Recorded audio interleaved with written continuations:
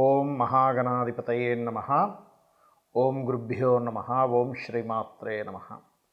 అరుణాం కరుణాతరంగితాక్షీం ధృతపాశాంకుశపుష్పబాణచాపాం అనిమాదిభిరావృతాం మయూకై అహమిత్యేవ విభావయే భవానీం. శ్రీమాత్రే నమ.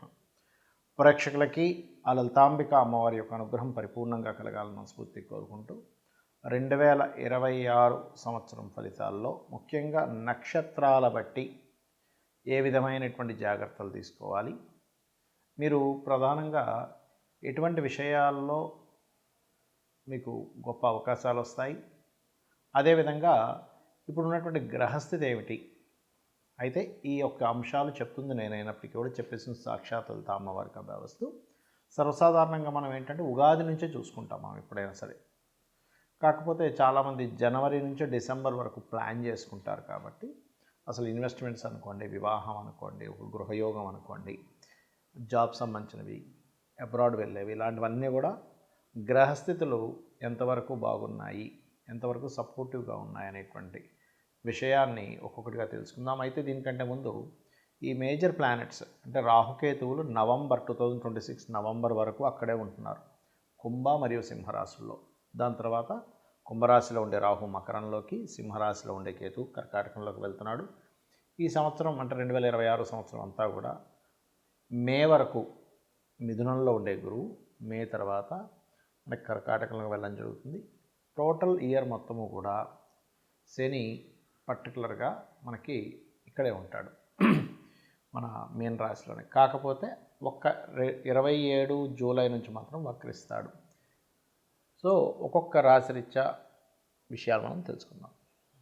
మిథునం వారి కనుక చూసుకున్నట్లయితే మిథున రాశిలో నక్షత్రాలు మృగశిర 3, 4, ఆర్ద్ర నక్షత్రము మరియు పునర్వసు 1, 2, 3 ఇవి ఉంటాయి.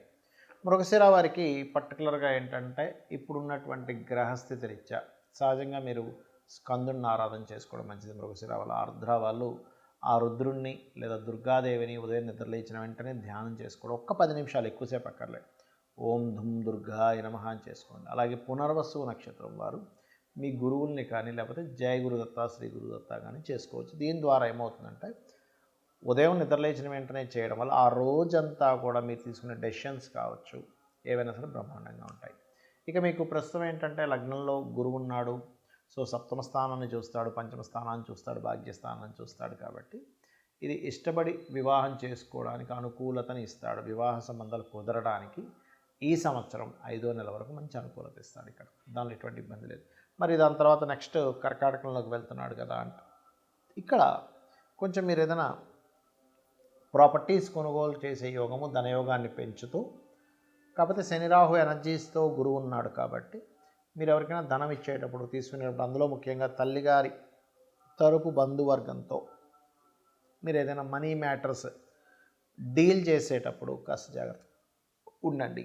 అలాగే 2026 సంవత్సరంలో నవంబర్ వరకు కూడా ఎటువంటి అగ్రిమెంట్స్ చేస్తున్నాం, అందులో ముఖ్యంగా తండ్రి గారికి సంబంధించిన ఆస్తి విషయంలో కానివ్వండి, గవర్నమెంట్ రిలేటెడ్ సంబంధించిన విషయాల్లో కానివ్వండి, ఏదైనా మెడికల్ రిలేటెడ్ సంబంధించిన అంశాల్లో కానివ్వండి, మీరు అగ్రిమెంట్ చేసేటప్పుడు చాలా జాగ్రత్తగా ఉండండి. 2026 నవంబర్ నుంచి ఎప్పుడైతే మీకు కేతువు మారుతున్నాడో ఇట్స్ వెరీ క్లియర్, అక్కడి నుంచి కాస్త మీరు నవంబర్ మాసం నుంచి ఫినాన్షియల్ మ్యాటర్స్ విషయంలో చాలా కేర్గా ఉండాలి. ఇక ఈ గురువుండి కేతు వచ్చినప్పుడు ఏమవుద్దంటే ఇది ఆధ్యాత్మిక రంగాలు లేనట్లయితే స్పిరిచువల్ రిలేటెడ్ అంటే పూజా సామాగ్రి స్టోర్స్ ఉండేటువంటి వాళ్ళకి పెద్ద ఎఫెక్ట్ ఏమి ఉండదు, ఇంకా బాగుంటుంది చెప్పాలంటే. ఎప్పుడు కూడా ఒక ప్లానెట్ ఆ ప్లానెట్ యొక్క కారకత్వంతో అది ఇచ్చే రిజల్ట్ పాజిటివ్గానే ఇస్తుంది, ఇది గుర్తుపెట్టుకోండి. అలాగే ఇక్కడ దశమ స్థానంలో శని ఉన్నందుకు కాస్త ఈ సంవత్సరం మీకు వర్క్లోడ్ ఎక్కువగా ఉంటుంది. అత్తగారితో కూడా కొంతవరకు తెలియని మిస్అండర్స్టాండింగ్స్ వస్తుంటాయి. అదేవిధంగా ఈ సంవత్సరం జూలై నుంచి కొంత ప్లేస్ ఆఫ్ చేంజ్ కూడా కనబడుతుంది. అయితే మీకు అష్టమంలో ఒక రాహు వెళ్తాడు నవంబర్ మాసం నుంచి. అక్కడి నుంచి మాత్రం కాస్త మీరు నవంబర్ నుంచి వాహనం మీద వెళ్ళేటప్పుడు, అందులో ముఖ్యంగా మంచు ఉంది, క్లియర్గా రోడ్ లేదు, అటువంటి ప్రయాణాలు మాత్రం అస్సలు చేయకండి. ఇక మీరు నిత్యము చేయవలసిన దేవతారాధన లలితా అమ్మవారి యొక్క ఆరాధన చేయండి, అన్ని విధాలు బాగుంటుంది. చాలామంది జాతక చక్రం అసలు ఎందుకు చూపించుకోవాలి, అసలు దానికి ఉండేటువంటి ఇంపార్టెన్స్ ఏమిటి, మనకి జాతకం చూపించుకోవడం ద్వారా కలిగేటువంటి ఫలితం ఏమిటి అని అడుగుతూ ఉంటారు నన్ను. చాలామంది అనుకుంటారంటే జాతక చక్రం చెప్పడం అంటే కేవలం ఏలినాడ్స్ నడుస్తుందండి, మీకు పలానా సర్పదోషం ఉందండి, లేకపోతే మీకు పలానా ఇంకోటి ఏదో ఆశ్లేష బలి చేయించాలి, ఇంతవరకే అనుకుంటారు. అది కేవలం ఒక 1% కూడా కాదు, చాలా తక్కువ ఆ విషయం చెప్పడం అనేది.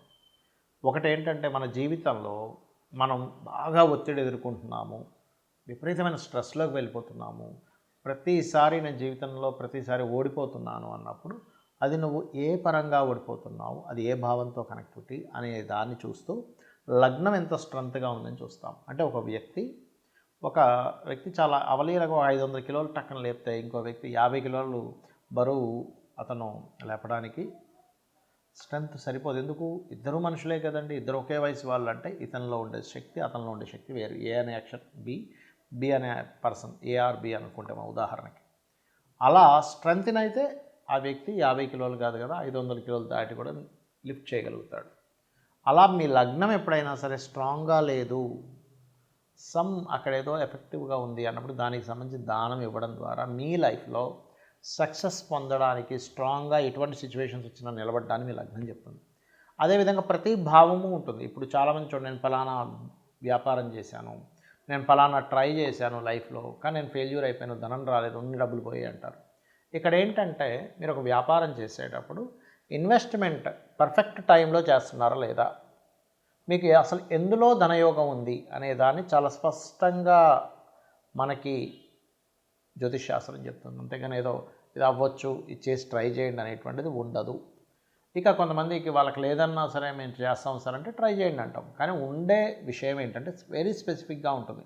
మీకు వ్యాపారమా, ఉద్యోగమా, ఇక్కడుండి చేస్తే బాగుంటుందా, విదేశాలకు వెళ్ళి చేస్తే బాగుంటుందా అనేది ఒక క్లియర్ సమాధానం జ్యోతిష్ శాస్త్రం ఇస్తుంది. అదేవిధంగా అన్నదమ్ములతో కావచ్చు, రకరకాల రిలేషన్స్ ఉంటాయి మనకి. అన్నదమ్ములు, తల్లి, తండ్రి, మేనమామలు, ప్రతి భావము ఒక్కొక్క విషయాన్ని క్రోడీకరిస్తుంది. పర్ఫెక్ట్గా అసలు వాళ్ళతో మీకుండే రిలేషన్ ఎంతవరకు బాగుంటుంది, ఎంతవరకు మీకు ఇబ్బందినిస్తుంది. కొన్నిసార్లు మన కర్మని బట్టి పూర్వజన్మంలో చేసుకున్నటువంటి కొన్ని పాప కర్మల వల్ల కూడా రిలేషన్స్ రూపంలోనే మనం చేసుకున్న కర్మ ఆ యొక్క రూపంలో వచ్చి మనల్ని అది తీర్చుకునే క్రమంలో మనం కొంత స్ట్రెస్ అవుతూ ఉంటామనే ఒక క్లారిటీని ఇస్తుంది జ్యోతిష్ శాస్త్రం. అలాగే మీరు ఏం చదివితే బాగుంటుంది. చాలామంది చూడండి, పిల్లల్ని వాళ్ళకి ఇంట్రెస్ట్ లేకపోయినా నాన్న ఇది చదివితే బాగుంటుందని చదివించి వాళ్ళకి ఇంట్రెస్ట్ లేక వాళ్ళు దాంట్లో మళ్ళీ వాళ్ళకి పెద్దగా కలిసి రాక మళ్ళీ పెద్ద అయిన తర్వాత మనం ఇబ్బంది పడుతూ ఉంటారు తల్లిదండ్రులు. అలా కాకుండా అసలు పిల్లలు హాబీగా చదువుకునేది ఏంటి, ప్రొఫెషనల్గా తీసుకోవాల్సి అంటే ఏం తీసుకుంటే బాగుంటుందని ఒక క్లారిటీ, మీరు ఏ డైరెక్షన్లో నివసిస్తే బాగుంటుంది అంటే ఇంటి యొక్క మెయిన్ డోర్ ఒక్కొక్క వ్యక్తికి ఒక్కొక్క డైరెక్షన్ కలిసి వస్తుంది. All directions is good. కాకపోతే ఇక్కడ ఏంటంటే మనకి ఏ డైరెక్షన్ కలిసి వస్తుంది అనేది ప్రధానంగా తీసుకోవాలి. అదేవిధంగా మరొక విషయం ఏంటంటే ఇక్కడ ఈ ఫ్రెండ్స్ కానివ్వండి, షేర్ మార్కెట్ కానివ్వండి, సంతానంతో ఉండేటువంటి రిలేషన్స్ కానివ్వండి, సంతానం ఎందుకు ఇలా తయారవుతున్నారు, వాళ్ళు ఎదగాలంటే ఏం చేయాలనేటువంటి అంశాలు కానివ్వండి, అంటే వాళ్ళకి ఏ పూజ చేయించుకోవాలి, వాళ్ళకి ఎటువంటి లాకెట్ తొడగాలి, అదేవిధంగా మీరు ఎటువంటి రత్నం ధరిస్తే కొంతవరకు సపోర్ట్. ఒకటే చెప్తాను, గుర్తుపెట్టుకోండి, ఏదో కేవలం ఒక రత్నం ధారణ వల్ల మీ జీవితం మొత్తం మారిపోదు, ఇది శుద్ధాబద్ధం. కొంత సపోర్ట్ లభిస్తుంది అంతే. మన జీవితంలో మనం చేసే ప్రతి పని కూడా ఒక సపోర్ట్. ఫర్ ఎగ్జాంపుల్ పొద్దున్నే మనం ఏదో ఒక అలవాటు ఉంది, ఫుడ్ తీసుకునేదాన్ని, ఆ ఒక్కటి కొంత సపోర్ట్ చేస్తుంది మీ లైఫ్లో. ఒక యోగా కొంత సపోర్ట్ చేస్తుంది, లేదా ఒక పని కొంత సపోర్ట్ చేస్తుంది. అలాగే ప్రతిదీ కూడా లైఫ్లో కొంత సపోర్ట్ చేసుకుంటూ అన్నీ కలిపి మీ లైఫ్లో ఒక అద్భుతమైన స్టేజ్కి వెళ్ళేలా చేస్తాయి. అదేవిధంగా వివాహ జీవిత భాగస్వామి ఎలా వస్తారు, ఎలాంటి వ్యక్తులతో మీకు వివాహం అవుతుంది, అసలు మీ వివాహ జీవితం ఎలా ఉంటుంది. ఎట్ ద సేమ్ టైం మీ యొక్క జన్మజాతకంలో మీరు వృత్తి వ్యాపార సంబంధించిన విషయంలో ఎప్పుడు అప్ అండ్ డౌన్స్ ఉన్నాయి, ఎప్పుడు ఇన్వెస్ట్మెంట్ చేయొచ్చు, ఎప్పుడు ఇన్వెస్ట్మెంట్స్ చేయకూడదు, ఇలాంటి అనేకమైనటువంటి అంశాలు. అదేవిధంగా మీరు నిత్యము ఏ దేవతారాధన చేస్తే బాగుంటుంది. అలాగే మరొక విషయం ఏంటంటే ఇక్కడ గమనించినట్లయితే మీరు ప్రత్యేకంగా ఒక్కోసారి చూడండి, మనం కార్స్ తీసుకుంటూ ఉంటాం, లేకపోతే కలర్స్, ఇంపార్టెంట్ పని మీద వెళ్ళినప్పుడు కొన్ని కలర్స్ ధరిస్తూ ఉంటాం. అంటే ఇక్కడ ఏంటంటే ఆల్ కలర్స్ ఈజ్ గుడ్, కానీ మీరు ఎప్పుడైతే ఇంపార్టెంట్ అనుకుంటారో, నేను పలానా పెళ్లి చూపులకు వెళ్తున్నాను, లేనట్లయితే పలానా ఆఫీస్లో ఫస్ట్ టైం జాబ్ చేయడానికి వెళ్తున్నాను, ఇట్లా ఉన్నప్పుడు ఒక మేజర్ టర్న్ ఒకటి ఉంది మీ లైఫ్లో, అప్పుడు మీరు వేసుకోవాల్సిన కలర్ ఏంటి, ఏ డే వెళ్తే బాగుంటుంది, ఏ డేస్ మీకు బాగా కలిసి వస్తాయి. All is good, but A days మీకు బాగా కలిసి వస్తాయి. ప్రతిరోజు మంచి రోజే మన జ్యోతిష్ శాస్త్రరీత్యా. కాకపోతే మీకు ఏది కలిసి వస్తుందని తెలుసుకోవడమే జ్యోతిష్ శాస్త్రం. ఈ రకంగా అనేకమైనటువంటి అంశాలు, ఎటువంటి హెల్త్ ఇష్యూస్ వస్తాయని కూడా ఉంటుందండి. సో ఆ హెల్త్ ఇష్యూస్ మీరు అవాయిడ్ చేయాలంటే ఏం చేయాలి, ఏ దేవత ఆరాధన చేసుకుంటే రుణరోగ శత్రువుల నుంచి బయటపడతారు. ఇలాంటి అంశాలన్నీ కూడా జ్యోతిష్ శాస్త్రంలో ఉంటాయి. కాకపోతే దీనికి మీకు ఏంటంటే పర్ఫెక్ట్ టైం, పర్ఫెక్ట్ అంటే మీరు ఏ రోజు పుట్టారు, ఏ ఏ సంవత్సరం ఏ నెలలో పుట్టారు, కరెక్ట్ టైం ఉండాలి. సో ఇవన్నీ లేవు, నాకు ఏమీ తెలీదు అసలు అని అనుకుంటే ఒకటే చెప్తాను, నిజాయితీగా మీ ధర్మాన్ని మీరు పాటిస్తూ అమ్మవారిని నిత్యము ధ్యానిస్తూ ఉండడం, అమ్మవారిని చూసుకుంటుంది. శ్రీమాత్రే నమః.